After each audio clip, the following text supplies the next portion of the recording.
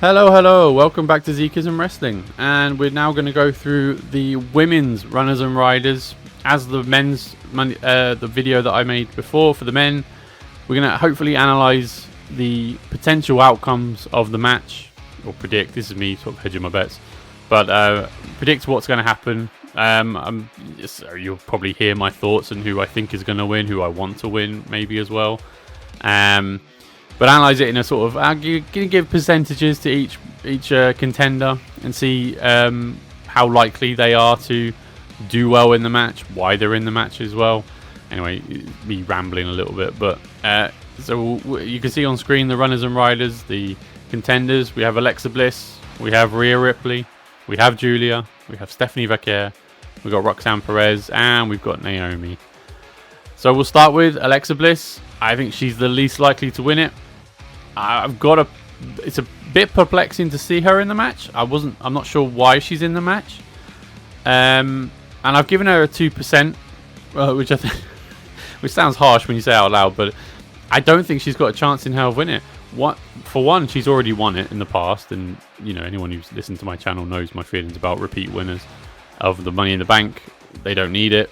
And I think Alexa's in a very weird spot because she returned at the Rumble. She then sort of, I guess, featured in the Chamber match as well. She's a big star, don't get me wrong, so I'm not surprised to see her. I'm a really big Alexa Bliss fan. I think she's a really good performer, and a great character. Now she's got sort of that the remaining elements of that dark character from Bray Wyatt, R.I.P. And the teasing that she's doing something with the Wyatts. The Wyatts have now returned on SmackDown. I'm going to go out on a limb and say something in this match will be Wyatt related. Maybe. But then if it's going to follow a similar pattern to the Elimination Chamber, where she was just in the match, I don't think she particularly did anything of note other than just be in the match to be a body. Which, you know, there's nothing wrong with that. She's a big star, and I'm a fan of her, and a lot of people like to see her. Her pop in the Rumble this year was amazing. Definitely one of the highlights. But for me, I think she's the least likely to win it out of all the contenders. She's got, I don't say no chance. That's why I've given her 2%, and she's definitely got more of a chance than Andrade. But sorry, Andrade. But yeah, I'm going to give her a 2%. I think I can't see her winning the briefcase whatsoever. Plus, the character she is now, what does having a briefcase do? It'd be a weird sight for her to hold that sort of corporate-looking briefcase and try and make sense of it. But no, for me, I think she's the least likely, so 2% for her. Next up, we have Rhea Ripley. At 13%, I've given Rhea. Rhea's massively over. She's huge. Again, similar to Alexa, I think she's a huge star. I'm not really sure why she's in the match other than to have something to do, and maybe her long-standing story is to get back to the world title. I'm going to say she's the second least likely. I know that sounds silly because she's probably the biggest name in the match other than Alexa, but I think she's a bigger star than Alexa as well. No offense. So I'm going to go out on a limb and say I was going to say it's Rhea's to lose, but I just can't see her winning it. And again, she falls into a similar category for me as I'll complain about Seth Rollins. He's, she's a big enough star that she doesn't need to be in the match to get a title shot, I feel. Especially with her relationship with Io. I feel like she could just walk up to Io. This is a kayfabe explanation. I feel like she could just walk up to Io and get a title shot regardless. So I'm not really sure what she benefits from getting a Money in the Bank briefcase other than, like I said, a guaranteed cash in. But she's a babyface anyway, which means why would she do the heel thing to... Anyway, and for that reason, I've talked myself into her being the second least likely to win the briefcase. 13%, I think, is fair. My daughter's a huge Rhea fan, so she'll hate me for saying that, but, you know, whatever. So, anyway, she's the second least likely, 13%.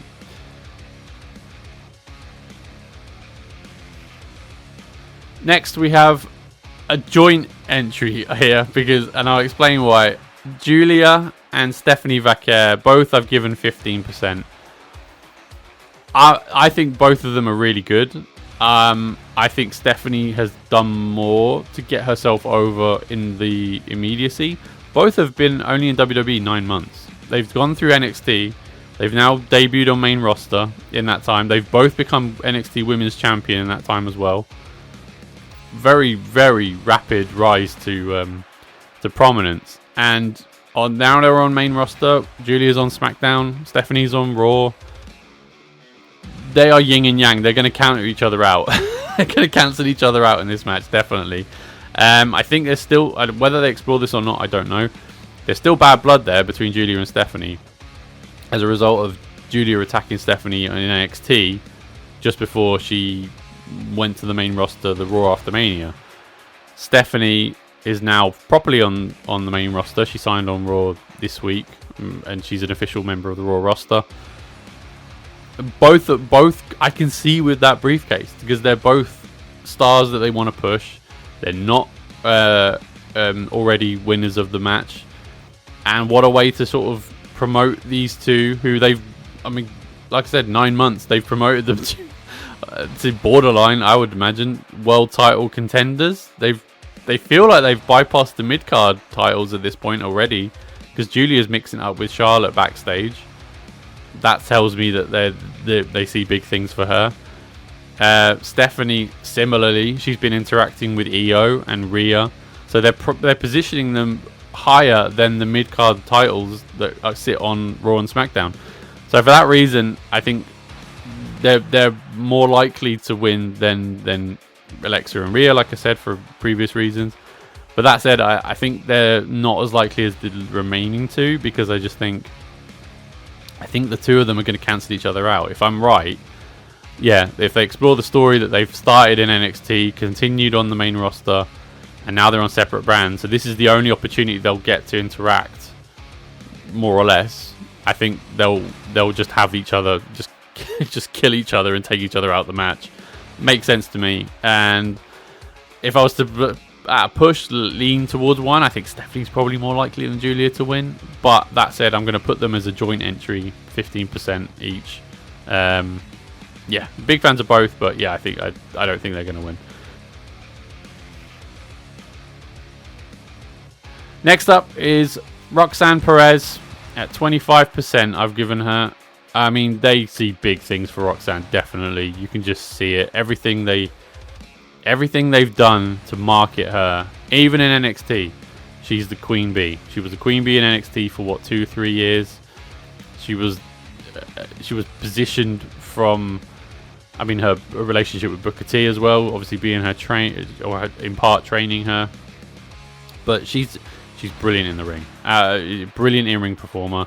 I think her promo work needs a bit of work, and I am enjoying her getting involved with the Judgment Day quite a bit, because I'm a big Judgment Day fan. But I think with Roxanne, I can just see her walking into that Judgment Day clubhouse with the Money in the Bank briefcase to annoy Liv and Raquel even more. And I think I think she's a very viable contender, and I can.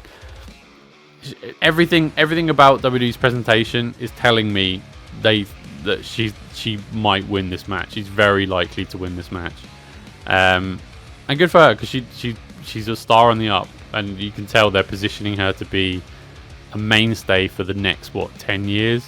And I can, if I can relate it to last year, Tiffany Stratton, she was on the main roster for 4 or 5 months before she won the Money in the Bank briefcase last year. I can see a similar win resulting here with Roxanne picking up the briefcase, and then what do you do? Do you have her cash in on Io? Do you have her win and then go into the Judgment Day clubhouse again as Finn's representative with the women's title, just to rub it in Liv's face?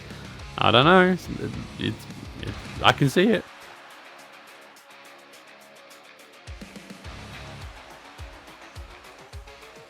And finally, we have Naomi. I've given her 30%, just slightly higher than Roxanne, and this is probably personal preference. I would really love Naomi to win this. She's never won it before, So that ticks the box for me. She's doing outstanding work since her heel turn. I mean, genuinely, really entertaining. I'm genuinely looking forward to seeing her segments every week on SmackDown. I think she is really underrated and undervalued, I guess, to a certain extent, considering the amount of time she's been around.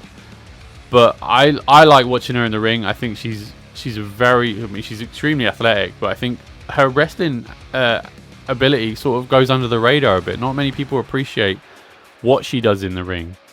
And I think now she's added a bit more character work, especially she's taken this heel turn and with like a bull with both horns, whatever the phrase is, and has absolutely committed herself to the point where, yeah, like I said, I think she's one of the most entertaining performers in the company at the moment, and I would have her win this match easily.